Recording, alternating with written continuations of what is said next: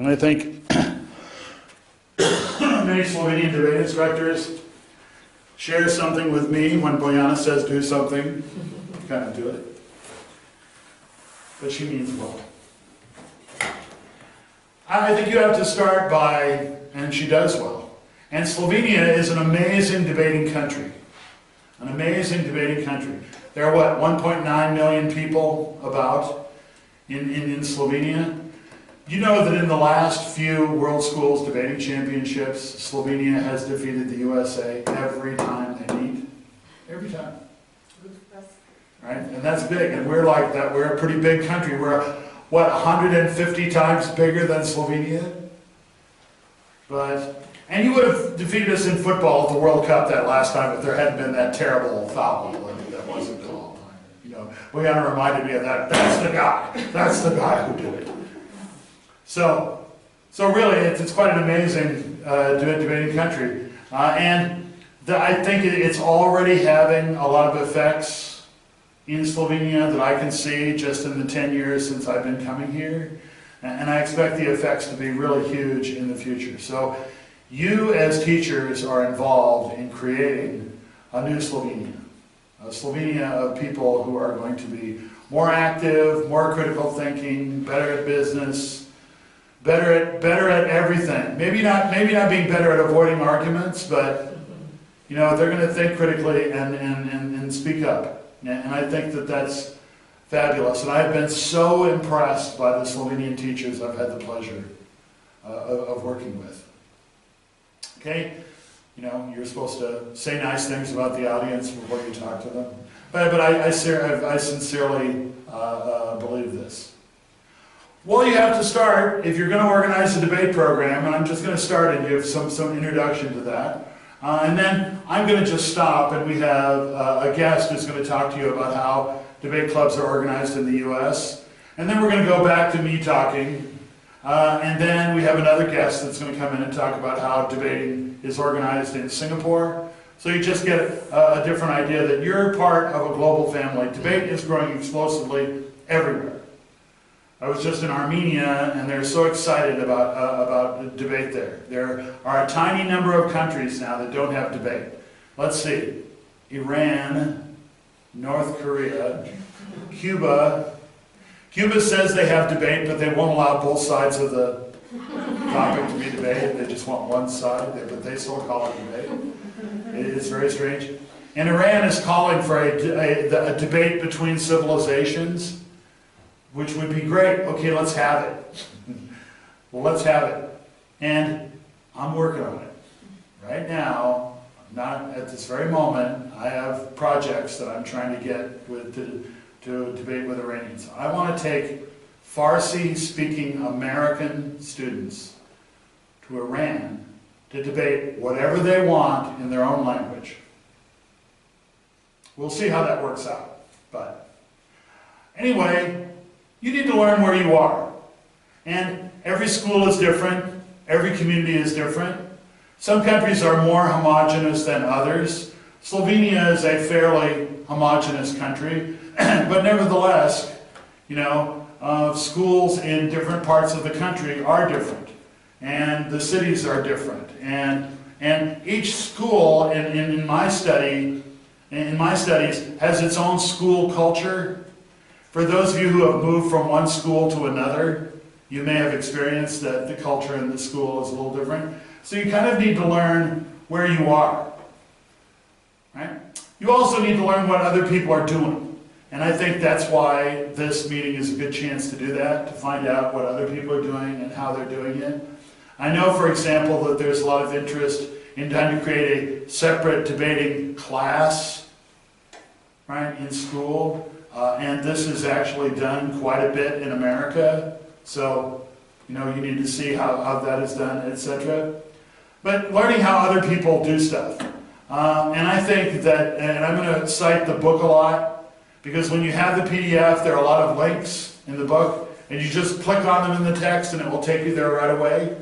The editors were very funny. They're like, you have so many links in this book. That's not going to, I said, yeah, that's not for the printed version. You're going to want to have them in the printed version. But this is for the PDF version. I want those teachers I work with to say, I wonder about that. Click, go right away, and see it. I think you can learn a lot about what other people are doing in other countries. And I think other Central European countries, what's going on in Croatia, what's going on in Germany, what's going on in various countries. And I think you can, it's a good idea just to look around and see what they do. And I have a list of websites that you can look at for that. Also, think about books, textbooks, articles about debating, teaching debating, how it works. And I've also provided links to a number of online libraries and online textbooks that you can get. Not that many of them have been translated into Slovenian, but if you're listening to me now, then you could probably read the ones that are in English. So I think that's another way that you can get a lot of stuff. There are some news reports. There are a couple of websites that publish news about what's going on in the debate community. For example, I saw one yesterday about what's happening in Morocco, right? That they've identified a national team, and this is supposed to be the team to represent the nation, and they're so good. And I wasn't surprised that they won the national tournament to stay with the national team. But these kinds of things, and you see what's going on in places like Jamaica and Barbados and Tahiti, and the debate is going on. So learn about where you are, your school, and what you think your needs are, and then also see what other people are doing, and between that you can develop a plan for what you need to do. Next thing I want to say is that you need partners. You can't do this by yourself. You can try, and some people have. And I'm looking at some people in the audience who have done it by themselves and have done very, very well. But even you needed support from colleagues, support from your headmaster, support from students, support from other faculty members, and you need that. So don't be afraid to ask people for advice. Ask Bojana for advice. Ask experienced debate coaches, like I see Andrea here in the audience, or Michelle. So you didn't know you would be an experienced coach so soon. Or Sergey, who's joined us from Russia. These are people who have a lot of experience, who are doing stuff. And if you create networks, like meet people here, get their email address, and don't be afraid to say, Sergey, I'm having a problem with this. What do you think I could do? Or if nothing else, you can contact me, right? Or better yet, ask 3 people and then use the best answer you get to solve your problem. So you need to solicit advice from mentors. Don't be afraid to do that. Next thing you need to do is to identify your target audience. Who is it you're trying to reach? And think about the students. If you're thinking about the students in your school, then it's time to think about what they're like. If I take Michelle or Susan as an example, they teach at a school in the UK. It's an all-girls school. I think that makes a difference. Men and women and boys and girls are all beautiful, but they're not exactly the same. And they come from a unique area. It tends to be a very multicultural student body that they have. One of my favorite photos I have is myself sitting amidst a big group of your girls, and some of them are, blue-eyed, red-haired. Some of them are wearing hijabs. Some of them look like they look very African, and it's great. I just feel like being in your school was a special experience. Also, different economic background in the students in your school. So you need to think about identifying who's your target audience. Who am I after? And it's not just the students.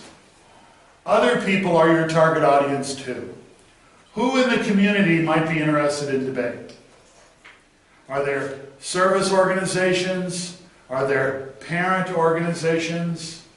Are there businesses? Are there, what is there? Is there a youth club? What is it that's in your neighborhood? And this is part of the partners, right? You need partners, right? And so start thinking about more than, sometimes when we get started, we're like, okay, there's me, and we're going to get some students, and we're going to have a debate. Yeah, right? But I think you're better off if you think about much more about what you're setting up and how you can do it in a broader spectrum. And then and then you can reach out to people. Some of these people you might want to reach out to beforehand.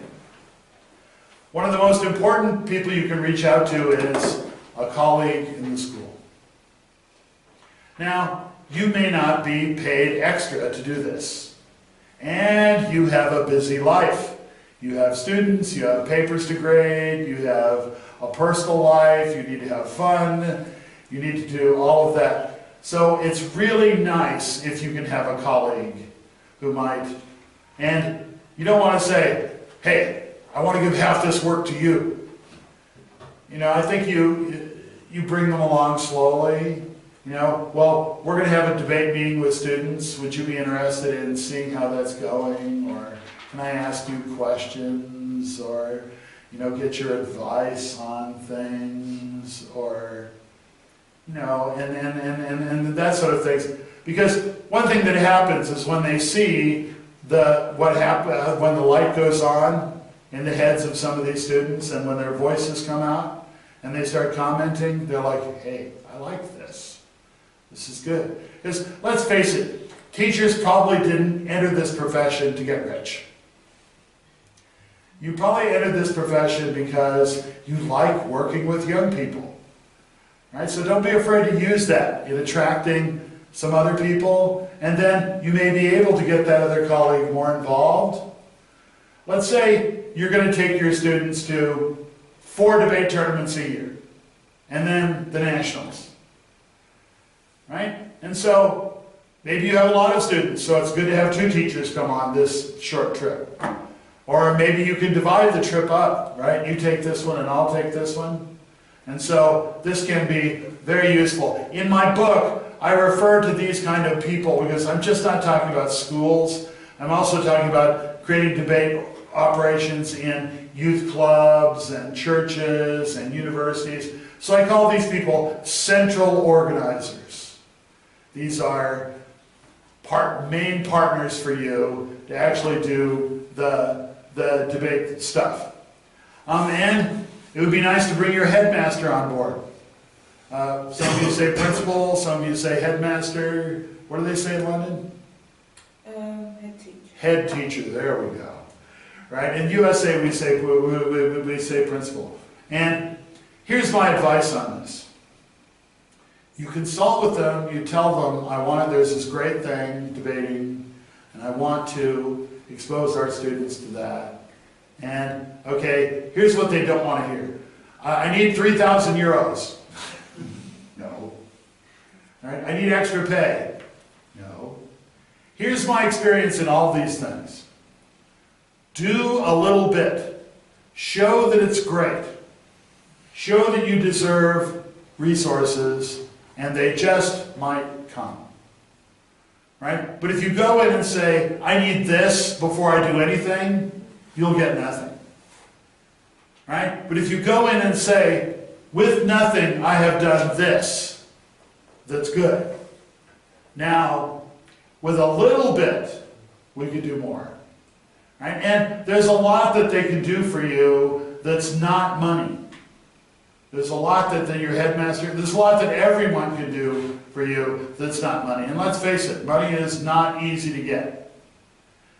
But you may get access to facilities, a classroom, you might get some free publicity from a local newspaper or a radio station, you might get, there's a lot of things that are useful for you that are not money. Right? And time. Anybody who wants to, if a parent says, wow, this debate thing is good. Okay, well, we're holding a debate event. Can you be there to help us set it up and move tables or put up signs or whatever? Take everything you can get and figure out how to use it. And then, eventually someone will think maybe you need money. Money would be good. But you can't expect that early. You want to take whatever you can get. I think it's very important before you start to have goals. And I think your goals need to be modest. If you set really high goals and then you don't meet them, you're disappointed and you want to give up, things take time. Things take time. I mean, when Bojana first started with debate in Slovenia, they're like, debate? What's that? Oh, it's competitive. No, we don't do that. You know? I mean, Slovenians love to root for their football team, but I don't think interpersonal competition doesn't always work for everyone. And so, I mean, I'm just saying, cultures are different. I'm just going to give the example of Finland. Okay? Finland is now recognized as the least talkative country in the world. Right? A famous statement in Finland is, a few words can cause a lot of problems. Right? It's very common. In fact, Finnish politicians have been recognized as the most boring politicians in the world. That's because if you get passionate at all and try to persuade people to vote for you or whatever, people are like, he's trying to persuade me? No, don't want him. I want someone who looks like they don't care. Right? And so organizing debate there is very different. And every culture is different. And you know the culture of your school and your community, so you can do it. But so have modest goals. Have goals like, let's get a few students interested in debate. Let's have a couple of debates, and then we'll see what happens. Because first you need debaters, then they need to debate, then you can go to a tournament or stage a public debate or do a bunch of different things. But first, you have to have some kids who want to do it.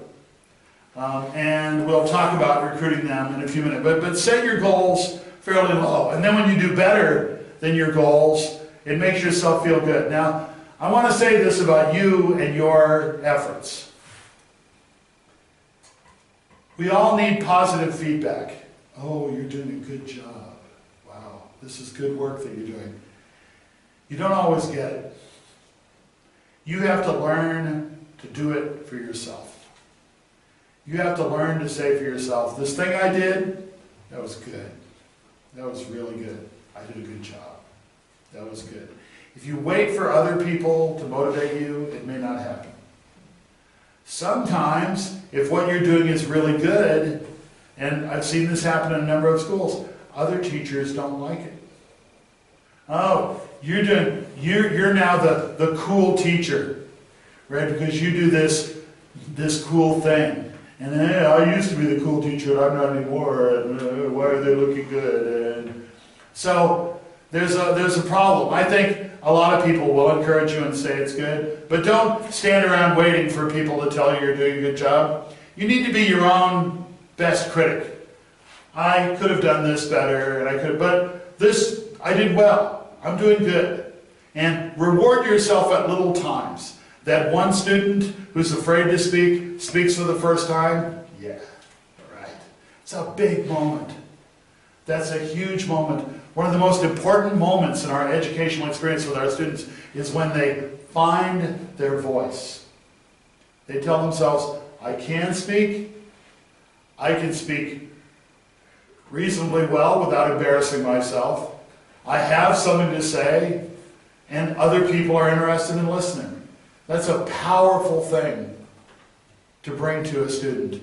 And I think middle school and early high school, we say high school work, is the time when students are finding their voice. Because a lot of times they've been told by their parents, shut up and eat your dinner. Right? Or I don't want to hear about that. And maybe their elder relatives as well. You know, children should be seen and not heard. Right? And also, some of the ways in which teachers conduct themselves in classes are like, you be quiet, memorize what I'm saying, and repeat it on the test. Right? So there's a lot of things going on in our society which tell our students to be quiet. The media tells them they're one of billions, they're not very important. The way they can succeed is by going along with others and what other people do, and oh yeah, I want to go to McDonald's even though it's more expensive and the kebab shop tastes better. But you know, it's like, and the news tells them you're an isolated individual and you can't change anything. It's rough. You have to break through all that. So when that, I digress, but when that magic moment happens, you need to realize you have probably changed that young person's life. Really changed their life. When you see the light go on, yeah, I can talk, and I have something to say, and other people will listen to me. I can make a difference. This is the beginning of the kind of social change that we want everywhere. And this is the way, this is what we need to do. And this is why I think debate is important. Because I envision a world in which there are billions of these people who do that. And I don't know how they're going to solve it, but I think a lot of the problems that we faced are going to be more effectively solved by people who are thinking critically, speaking, raising issues. We're not just going to be quiet. When all the Jews get shipped off to the concentration camp, I'm sorry, I'm not trying to pick on Germans, or when all the Native Americans get shipped off to the reservation in America, you don't want them to go, I need to be quiet about this. You need to go, no, no, that's wrong. And I raised a daughter, and one of the most important things I wanted to do was I wanted to raise my daughter not to be a victim. Oh, victim, there's nothing I can do. No, before the bad thing happens, I want her to go, no, I don't think so. That's not right. I'm not going to be quiet about that. Right? So just on an individual level, and I think it's true of boys as well, but this is a magical moment. Reward yourself for that. Say, wow, I actually got them to have a debate. Wasn't a very good debate. They didn't speak for their whole speaking time, but they did it. And realize that all true progress is incremental, step by step. And as long as you're moving forward, that's good. You may decide you just want to use debate in the classroom, along with the courses you teach. And if that's true, I'd be glad to provide you with a copy of my book called Debate Across the Curriculum. Many sides, debate across the curriculum. I'd be glad to share that with you about how to use debate in different subject areas and what to keep in mind. And don't worry, I assume that teachers are busy. I don't expect any teacher to read this book cover to cover. But you might say, yeah, I kind of understand but I don't understand about this. How am I supposed to evaluate it? Okay, let's go to the chapter on evaluation. Right? Or, I'm not sure how I'm going to integrate this into my literature class. Okay, go to the part about how to use debate in literature. See what I mean? Teachers are busy. But so you may just use it in your classroom. Maybe you just want to teach kids how to debate and have a couple of debates in your school. Maybe you want to have a debate to show parents. Maybe you want to take them to one of the fine debate tournaments that Jean Proti sponsors here in Slovenia.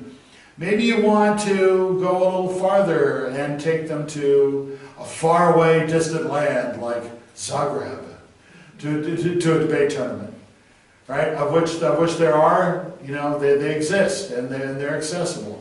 And maybe you want to have a tournament yourself, or maybe you want to stage a public debate or do other kinds of things.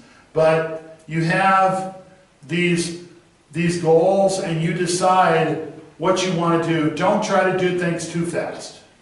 Move forward, gain students, gain partners, and you'll be in pretty good shape.